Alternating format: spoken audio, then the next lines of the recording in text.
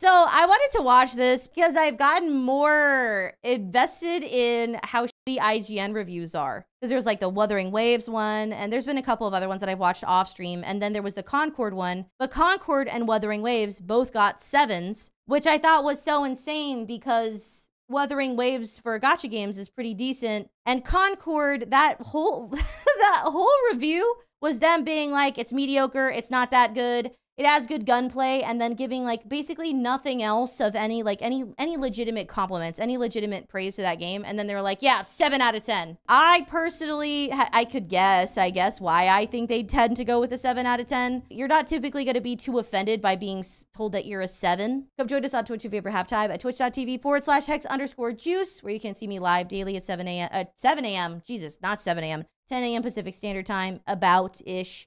And yeah, let's go ahead and get into it. 7 out of 10 game reviews. Why? Subscribe!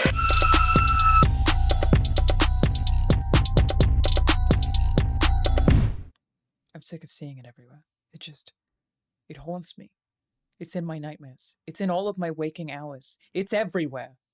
The number 7. Another games journalist has given another video game a 7 out of 10. And today I'm going to tell you why that's fairly common, actually, because there is like a pretty good reason for it, or maybe not necessarily a good reason. I'm not trying to color this reason in any direction. It's just a reason that you see 7 out of 10s as being common, to the extent where we now sometimes refer to 7 as like an average, which is weird, but let me just explain. First, I think a 7 out of 10 should be above average, but not perfect, right? It's very solid. But the thing is like the human brain kind of deals in extremes with a lot of this stuff. Like a low number under 5, you're gonna see as like bad. And like a high number like 9, 10 is gonna be good.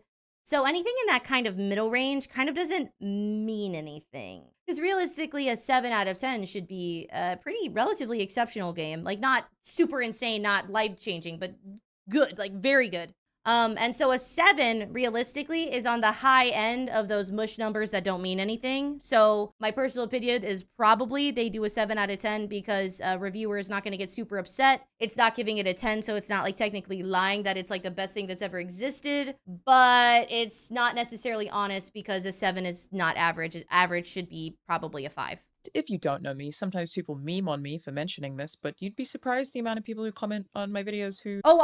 She's the, was she the girl who was talking about getting a pause button in a Dark Souls game? I feel like her background is reminding me of that. I don't remember. I feel like maybe. I don't know. Maybe I'm lying. I think it was. I really do. Who don't even know what my current job is and assume that I'm a full-time YouTuber, let alone a job I used to have, so that's why I sometimes say it. Turns out people don't know stuff. And I used to work at IGN. I was a writer there for 3 whole years, which makes me exceptionally qualified. The most professional, lauded source on the internet. Educated to such a high degree. I started, and I feel like that really sells it. The one person on the planet equipped to tell you that step 1 before we get into the rest of this video, some of y'all take game reviews way too seriously.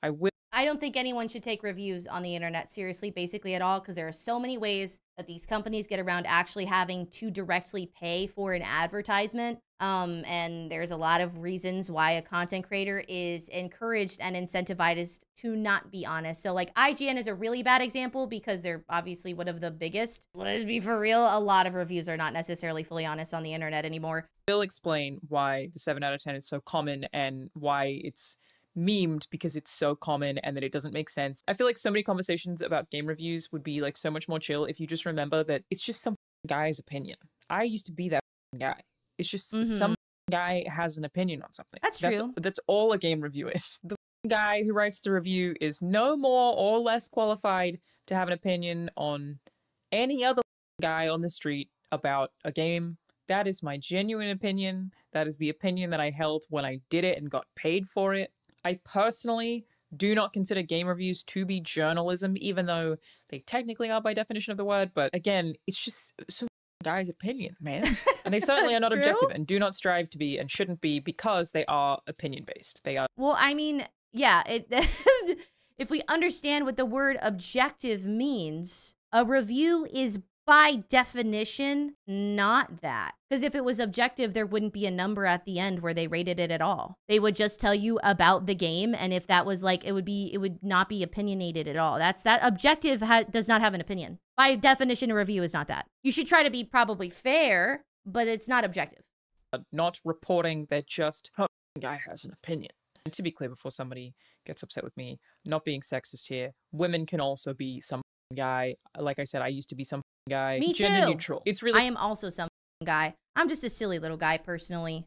It's just that the guy who does it for IGN has an editorial policy that he has to abide by, probably has more writing experience than the average person, and more people will read it. But that is really the only difference. No one's opinion on a video game is any more or less valid than anybody else's. The only exception to that, and like I feel that way about films and stuff too, the only exception to that is when, in my opinion, someone who has a ton of expertise is the one reviewing something. Tarantino, not just some guy. Miyazaki, Hideo Kojima, not just some guy. They go beyond the sphere of some guy in which all of the rest of us exist, but otherwise 100% of us, IGN, GameSpot, Kinda Funny, you in my comment section, we're all just some guy. It's actually pretty crazy when you think about it. Like, really, the whole world is just run by just a guy. Like, what are any of us doing? Think about how many things you don't know how to do or how many mistakes that you've made. The some guy rant is really going on right now. But I mean, this is true. I mean, everybody thinks that their opinion is like the most specialist and the most right and the most interesting and like the one that should be listened to the most, especially those who post them on the internet. Because we're obviously, if you post on the internet and you get viewed on the internet, then you're better and smarter and more trustworthy than some guy somewhere else. Definitely more trustworthy than some guy in the comment section. Obviously, this is a joke, to be clear. Hee hee hoo hoo ha ha. But yeah, everybody is just some guy, but the rant is making me laugh, I guess. And you're still here, and that's just the same as the rest of us. None of us have any idea what's really going on. We're just some guy who got a job. There it is. Okay, but first, 7 out of 10. Why is it so common? Why does it feel like 7 out of 10 has become the average video game score, at the very least in the AAA gaming space? Why is everything a 7 out of 10? Why is it so common? What happened to the other half of the scale? Why aren't we using it? In my opinion, actually, that's more than half, to be clear. 7 out of 10. is because 7 out of 10 kind of has become average for AAA games, but maybe not for the reasons that most people would think. Important to note before we get into this that different websites do have different scales. A 9 for IGN is not the same as a 9 for some other website. You have any feelings about reviews that you look up what their individual scales mean. One thing that I see people mistake all the time is that they think a 10 out of 10 is a perfect score or that it's a perfect game. For IGN, for example, a 10 does not mean perfect. It just means masterpiece, because no game is perfect except for Portal, and maybe also Deadly Premonition, and Doom 93, and Tunic. But that's just like no person is perfect except for me. I am infallible and the most perfect person in the whole world, and I've never made a mistake ever. So very relatable, but I'm more like the Portal of people, and you guys are more like the other games of people. This is also a joke. Please don't get mad. That's the list of perfect video games completed. Unless you have anything to add, editor of this video, Jacob Fullerton. The floor is yours. Gungan Frontier. All your favorite characters are there. You get to play with Fombas and Falumpa sets and plant trees on the moon. And the UI is a clam. 10 out of 10. Perfect game. There we go. Comprehensive list of perfect video games. No. My perfect video game is Honey Pop, the original, not the sequel. The sequel was not very good. I did not like the threesome mechanic. It was not very slay. The original Honey Pop is the perfect game, and that is objectively true. Really, none exist. 10. Objectively, meaning also my opinion, because as a perfect person, all of my opinions are thereby also perfect. 10 out of 10 means masterpiece, right? It is a masterpiece. It doesn't mean it's perfect. But for whatever website that you read reviews from or whatever discourse you're involved in, I recommend checking out their individual scales. And if you look at a 7 on the IGN scale, 7 means good. Not great, just good. When I worked there and I reviewed video games and movies and stuff sometimes, Dan Stapleton, the executive editor of reviews at IGN, told me to treat what score I would have if I was having trouble as what would I say if someone walked up to me on the street and asked. So a 7 would be, yeah, it's good. It's not great. It's good. It's good. Because to be honest, assigning a score to however many 1,000 words you've written where you try to really explain every single nuance of this thing and why you do or don't like it is extremely difficult and sucky, but it's just really important to audiences. Like, it gets clearly so much engagement from these websites. People want the opinions distilled into a little number. It generates so much discourse. It generated this video, technically, and probably many videos about 7 out of 10 or 10 out of 10 game reviews that exist on this platform. Audiences clearly are very attached to the reviews review score. For writers, it sucks. So when you're having trouble being like, I don't know what these words distill to, how am I going to figure that out? A good way to do it is, what would you say someone came up to you on the street? So a 7 is, it's good. It's not great, it's good. And firstly, that does encompass a lot of video games, especially when you're a reviewer. People who review games or play games professionally are, by virtue of the thing that is their job, playing a lot more video games than most people. Now, before you get mad at me for that, it's just that they're allowed to do it during work hours. So they're playing more video games than every other human who has a job that is not in the games industry, because they're allowed to play games at work. So like by default, they have more hours on any given day in which they can/are playing video games. But because the average games journalist is able to play more video games than the average reader, it's kind of another reason that a review is just some guy's opinion. What somebody who has played 1,000 games thinks of a game is inherently going to be different to what somebody who's only played 100 games thinks of a game, because you are coming into that with that wealth of knowledge, experience, and those set your expectations. Like, you might... I think that this is so true and interesting, because I, as a primary gacha creator previously until very recently, it was kind of an interesting thing how much you could tell that a lot of gacha people did not play other games, because when they would talk about what makes a game good, it was on the scale of gacha and not what actually makes a game good. And the more I tried to say, like, hey guys, gacha games are not really that good, I'm not sure if you know that, they'd be like, no, they're really good because of these reasons. And it's like, yeah, in most games, those reasons kind of make the games bad. Yeah, in most situations, those are bad things about games. But yeah, sure, it's really good for a gacha, I guess. But it is really interesting when you get into like niche gaming communities. I will say, like, I hated the IGN review of Wuthering Waves, not because they gave it a 7 out of 10, because I actually agreed with the score, but because the things that they talked about for the game were not really relevant to people who actually would play Wuthering Waves. But that's because I was a gacha player and that was my niche, and they're like an omnivorous gamer, right? So it's really interesting how much the kind of games and how niche you are about the games that you play affects your ability to see the things that are good or bad about the game, because there were things that people would praise and laud in gacha that are like objectively not good things in most games, but because it's a gacha game, there's like a whole different standard, a whole different scale for them. Find something bland or generic because you've played 10 other games like it. If someone has played less games than you, they may not feel that way. Imagine somebody playing Star Wars Outlaws as their very first Ubisoft game. I myself was like, I'm kind of burnt out of Star Wars. I'm kind of burnt out with the Ubisoft formula right now. This feels very samey. It's not grabbing me. So I tried, and I decided that I wasn't going to play any more of it. But someone who's never played a Ubisoft game before might be like, holy shit, this is crazy. What is this? We're all just a bunch of guys who have just opinions. It's all so subjective.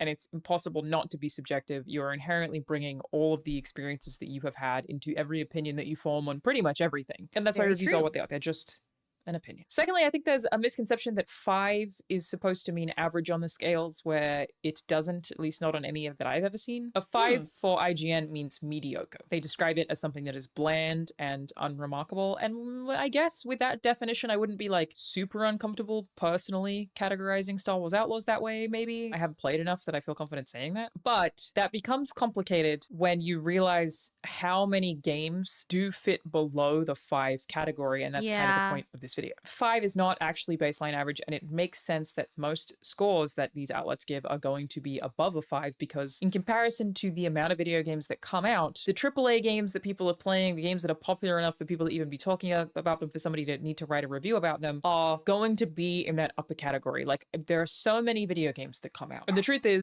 What did IGN rate? Sorry, I'm having an ADHD moment.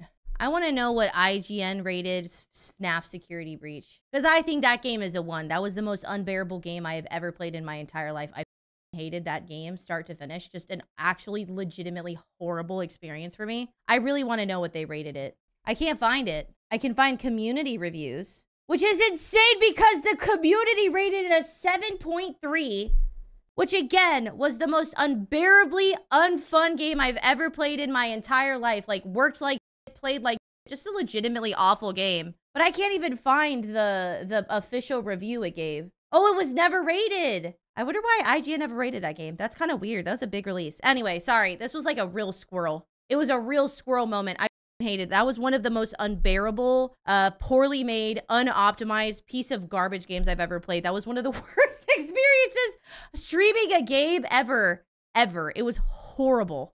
Most games that release are very, very, very, very flawed. Most games that come out don't even have an inch of the complexity that you see in something like Star Wars Outlaws. And you may take that with some kind of like offense, as though you think that Star Wars Outlaws is not complex. And that would be totally fair if you compare it to everything else that you've played. But if you compare it to the games that come out, it has incredibly complex systems. Most games aren't even close to that level of complexity. Most games that release have one song, they have maybe 2 inputs, they have very few mechanics. They're just, you kind of press the same button over and over and over again. A lot of them crash all the time. They're very buggy. Sometimes they don't even have music. Most games that come out do not have even like an inch of the complexity or nuance that you are used to in AAA video games. Bad UI, unintuitive controls, just all of... Well, it's also, if you're playing a game that's not a AAA game, it's probably because it caught your interest, because it was popular, because it was on the higher end of that scale, right? The only reason you're playing a game that isn't a AAA game or like a big release is because it was probably really good and people were playing it. So it's by nature bigger. That actually makes a lot of sense. That is definitely a perspective I would not have gotten other than from someone who used to do game reviews.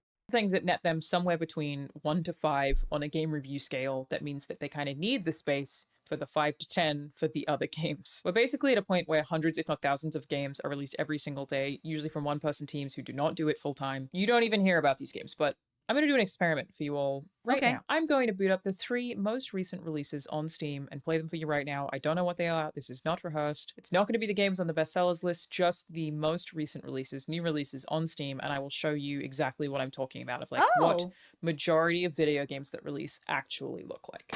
Okay, everybody, I've downloaded the 3 most recent releases on Steam. They are... This is actually such an interesting concept. I did not know that this is what I was getting into for this game. Or for this video. This is actually super interesting. Sorry, I just wanted to know. I did not know I was getting into this. This is deep. Soul Catching Simulator, Future Breach, Youngblood, which is free to play. Youngblood. Pretty cool. And Zool Dungeon. Let's start with Doll Catching Simulator. I need settings so I can... Doll Catching Simulator. It immediately crashed. Tried to change the aspect ratio and it immediately crashed. This time it didn't even have a menu. Cat? Oh, AD key, switch the claw machine. Enter key select. Okay, here we go. Enter key inserts coins. Enter. AD keys move space. Wow. This has physics, which is actually pretty cool. Enter. It has physics at all. So cool. I will say the claw game in Love and Deep Space is significantly better. I just want to say that. Just like in real life. They've nailed it, to be honest. Pick it up. Pick it up. We got a cat! Huge! Am I the world's first, what was it called? Doll Catching Simulator speedrunner? I might be. I feel like that's maybe it. I did get a couple of cats. Look at me go. I like this. This is cool.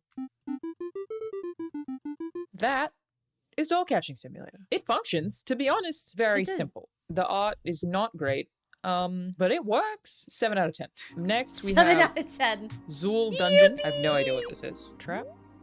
Zool, not enough. Unlock trap first. Okay, okay. Right click to spawn your monster. Click him. Spawn him. Click him. Spawn him. What's the timer for? Where am I being timed? The surviving hunter, 100 destroy hunter camp. I'm earning money, I think, maybe? Is this... My brain is saying that it's what is that game called? What is it? Minesweeper? It's giving Minesweeper, but I don't think that's what's happening. It's just giving Minesweeper sort of energy, I think. Oh, this text. Increase base HP, PT on summon, increase movement speed on... Oh yeah, okay, I can wait. I can give him little buffs. That's cool. So now we got like a jacked up Hobu. Am I trying to kill these guys? Oh, okay. Oh. Okay, got it. I think this is... Maybe I just spawn these in to kill these dudes. Oh, did I lose? Oh... Damn. Well, it's about the level of gameplay I would expect from an IGN reviewer. Sorry, I'm sorry. It's not nice to say, but it was really funny, and I had to say it. I didn't want to say it, but I had to. That's Zool Dungeon. Yippee! Compelling. Last but not least is Future Youngblood, a game that is apparently made with Unity. Game. Hello, this is a preview build to show the initial gameplay. Later versions will... Oh, okay, hang on. I can't do this one. As it turns out, Future Breach Youngblood was just a demo, so I'm gonna go back to the Steam library, or the Steam store rather, and we will get... Deep in the dungeon! I need to reach floor 240 to escape from here. Okay, I like the music. Not something I could see myself playing for a super long time. What is at this? this rate, but it's really just arrow keys, which means you can move through it pretty fast, and it's... This is just a Flash player game. If you want to turn off your brain and do all, hey. Hopefully it's free. You know what? It's pretty fun. It's not bad. You get the idea. Probably the top 10 looks like that kind of thing. Maybe even more than that. And websites like IGN have to effectively reserve the lower half of their scales for those games because those games exist. They just very rarely review them because most people don't know what they are. Like if people aren't searching for them, people aren't really trying to figure out if they need to buy them or not, so you don't really need to write a review for them. But in case one goes viral, like The Day Before, for example, very bad basic video game, they still need to have that bottom half of the scale there for those games. And when you consider how many games are like that, it starts to make a little more sense why you keep seeing AAA games on the other half of the scale. Like, that's the breadth of the scale that is being considered. AAA games are inherently a lot more complex than majority of the games that come out every day, so they are far, far, far more deserving of the top 5 part of that scale. The scale is not just AAA. Does that make sense? Am I articulating this? I remember when Diablo... That's so interesting. I actually totally got that wrong. I didn't know. I think that's a really interesting perspective to have from somebody who actually does game reviewing, because I don't know that I would have guessed that perspective because I didn't consider, like, we have everything from Zool or whatever to, you know, Elden Ring. So it makes sense that a lot of things would be a 7 because it's just like, it's decent. It's fine. Diablo 4 got massively review bombed by the user ratings maybe a month or so after it came out, which was deserved. They made some disappointing changes, but people were giving it like a 2 out of 10 and calling games journalists shills because they weren't giving it 2 out of 10. But when you see the games that I just showed you, and then you compare it to something like Diablo 4, which has complex systems and enemies and classes and a ton of progression and music and sound design and art, you can see why it doesn't really exist in the same realm as a lot of the 2s that come out every day. It was functional, and it had this cool feature where you could actually play it for more than 5 minutes without being extremely bored. Basically, Steam is full of a lot of things that like barely count as video games or what the general public understands a video game to be, and most of them aren't even really worth reviewing, but the scale has to still exist for them. And it's like, I get why if you've only played AAA games, if you only played really, really popular games that do rise above, you know, the schlock of majority of the stuff that comes out, that you would have a skewed perception of what the scale looks like. Like your scale is probably different to the scale of some other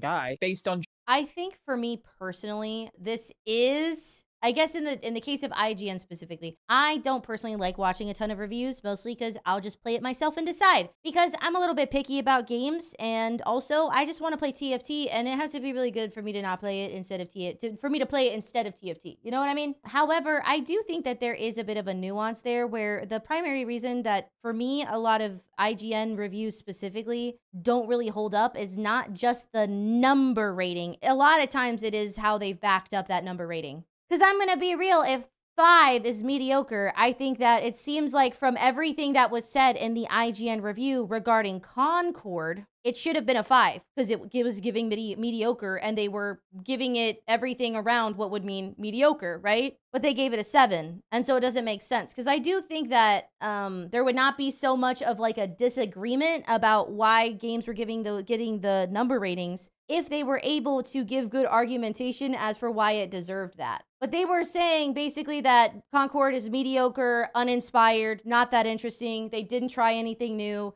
The gameplay, the gunplay is good, which is the bare minimum for that kind of game. And that was kind of it. And then it gave it a 7, and it feels like, well, how the f is it a 7 when you barely said anything good about the game? Like anything that was legitimately good and not just describing what is expected from the genre of a hero shooter. And so for me, with IGN specifically, I don't think IGN gets so much hate just because of the number reviews. It's also because a lot of times the shit that they bring up about those games doesn't make any sense. Like it doesn't make sense why they gave it that.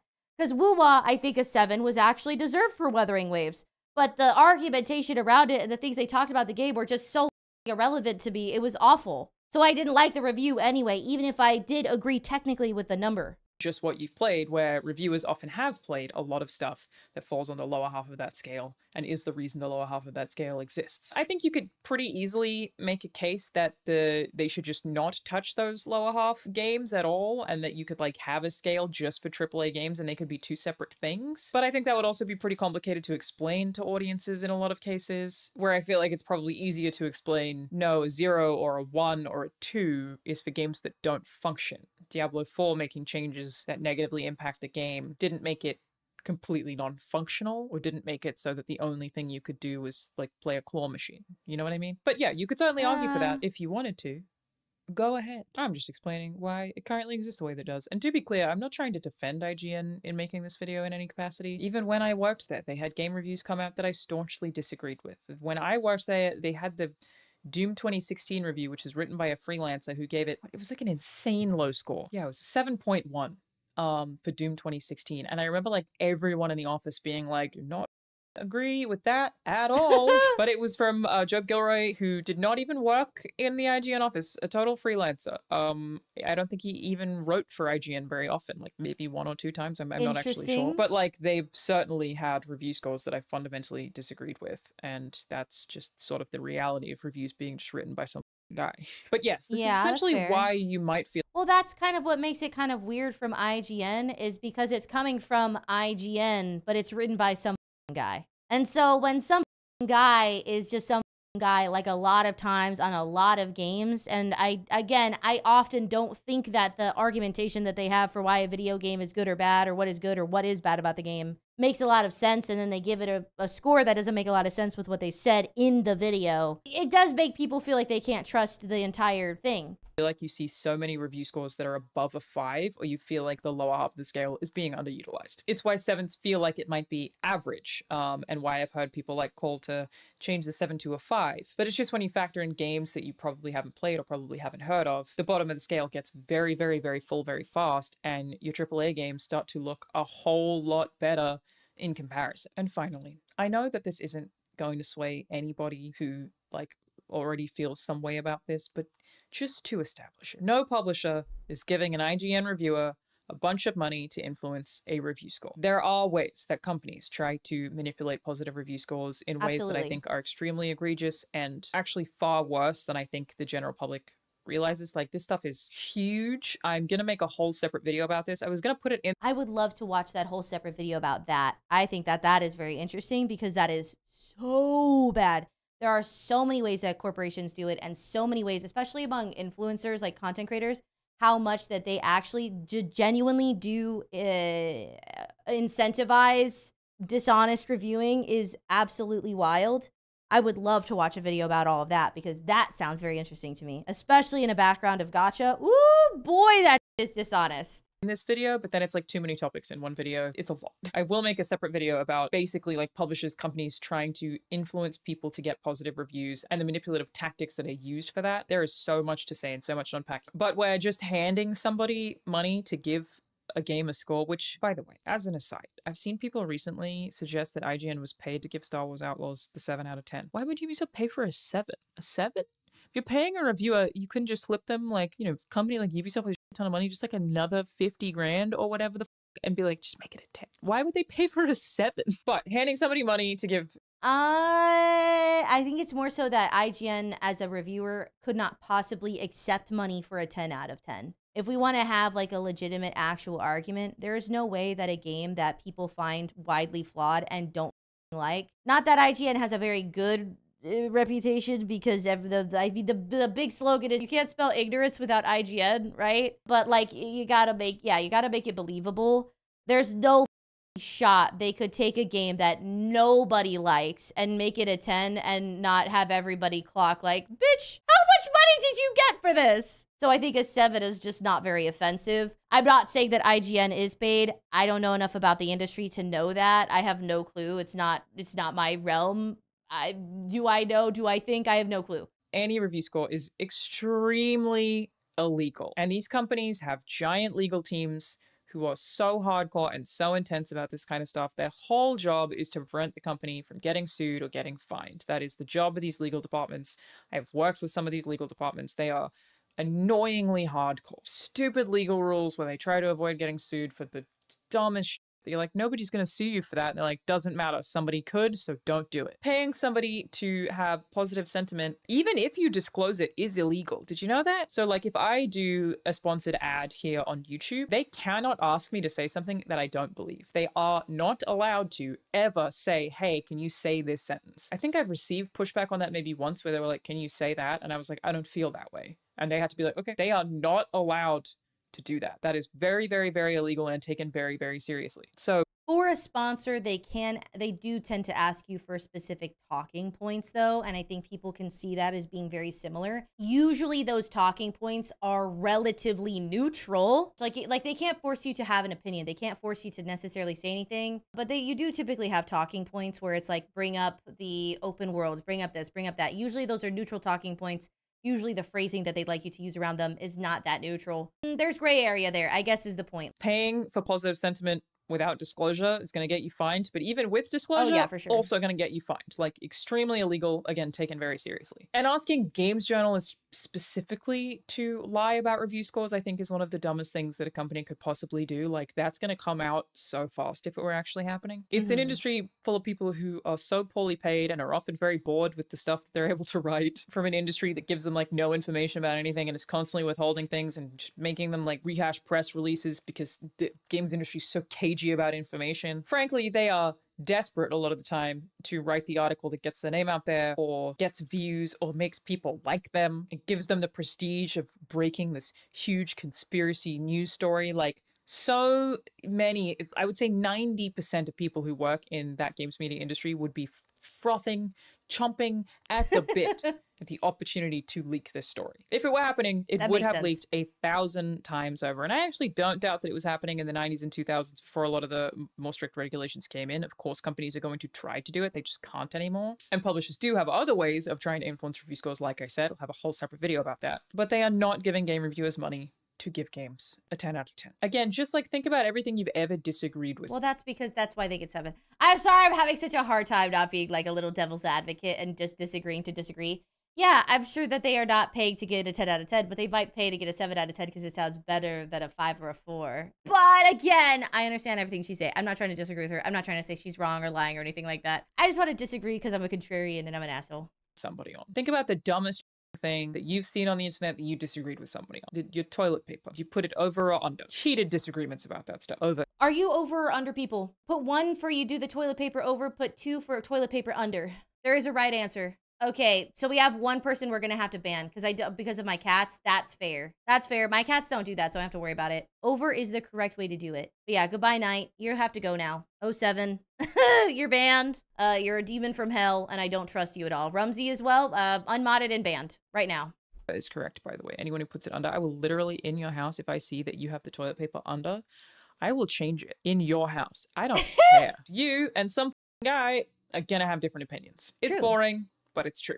And as an aside, on my own aside, I promise you, if I ever find any evidence or any even suggestion that game reviewers are being paid off, I will tell you in a heartbeat. I would get so many subscribers. People would be so happy with me. I would get so many views, so much credibility. She finally outed it. Wow, look at this person go. That's my epics. Instead, my goat, my whistleblower. That's my goat. That's true. She would get insane.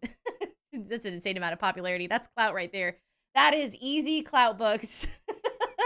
I'm doing my routinely dumb bitch move of telling you the truth that I know most of you probably don't want to hear. Not most of you. It's just the ones who don't want to hear it really don't want to hear it and are definitely going to get mad at me in the comment sections of this video. Like, I'm aware of that. In fact, I will probably lose subscribers for this video. I actively reject the proven to be excellent strategy of saying the thing the masses would like to hear and make the controversial video that will force people to yell at me. All that to say, it would be a lot easier for me, or as someone who actually does work in media, to come out and say reviewers are being paid off. If it were happening, they would have done it by now 1,000,000 times over already. I would have done it by now 1,000,000 times over already. I don't review games that don't accept codes. I have no reason to lie to you about this. It's just not happening. It's just some fucking guy. I like her. She seems cool. I really enjoyed this video. I like her. She's cool. I bet she didn't lose subscribers from this though, because this is a really interesting video. I like it a lot. Also just a bunch of factors where it comes to some guy's opinion, where the person who reviews the game is the most likely to be excited about that game because they put their name down on the sheet where they said they wanted to review it. So they are likely to be more interested in it. Basically, some guy is probably into the thing that he signed up to play however many hours of and write a review of. That's why he signed up to play it. My suggestion for people looking for game reviews that they align with is actually to just find an individual or a couple of individuals, a reviewer, like one writer or one YouTuber who you really align with, and actively seek out their opinions. I don't even feel like it makes sense to read every IGN game review when IGN is just 20 different guys who have vastly different opinions from one another even, and frequently disagree on review scores even as employees of the same company. Like I said, while I worked there were review scores that were given out that I really did not agree with, but there's like no. I'm gonna be real, I disagree with this. I think you should ask your friends or play yourself. I personally, I'll watch a game review for entertainment purposes, but the thing is personal preference is a really big part of that, and so maybe on a scale of somebody who plays like a gorillion games, right? It's a good game. But for you, personal preference is not that good. So personally, I'll ask human people, my friends. I'd ask my viewers probably first before taking a review seriously, and that being the reason why I played something. But I do think reviews are fun for entertainment purposes, especially because I'm somebody who likes to disagree with people. You have an opinion video purely for making your opinion? I'm gonna rip it apart. That sounds like fun. Nothing you can really do about that because I'm not the guy who reviewed that particular thing. What I do personally is just ask my friends. I don't read reviews at all. Literally never. They mean nothing to me whatsoever. And I even felt this way when I worked in that space. I just asked friends what they think of something and what they like about it and what they didn't like about it. And based on what I know about that friend and what they said they liked or they didn't like, I can make an assessment on whether I will or will not like something. Basically, 7 out of 10 is the average because the scale accounts for the amount of games that do not have even half the complexity of most of the games that you play, and does need to have the lower half of that scale in case one of those games gets reviewed. Again, I'm not trying to defend that, just trying to explain it for anyone who might be interested or like has never thought about it before and was, you know, if this video makes anyone go, oh, yeah, that makes sense, then great. And remember, game reviews are just the opinion of some guy. Some guy. I really liked that video. That was I was interested. I can't believe that has 1,000 dislikes, dude. That's 1,000 dislikes. That's wild. Here, I'm gonna send that. Y'all go watch her. She's cool. I like that video a lot. That was a neat video. I'm subscribing. Anyways, let me know what you think down below. What do you rate this video?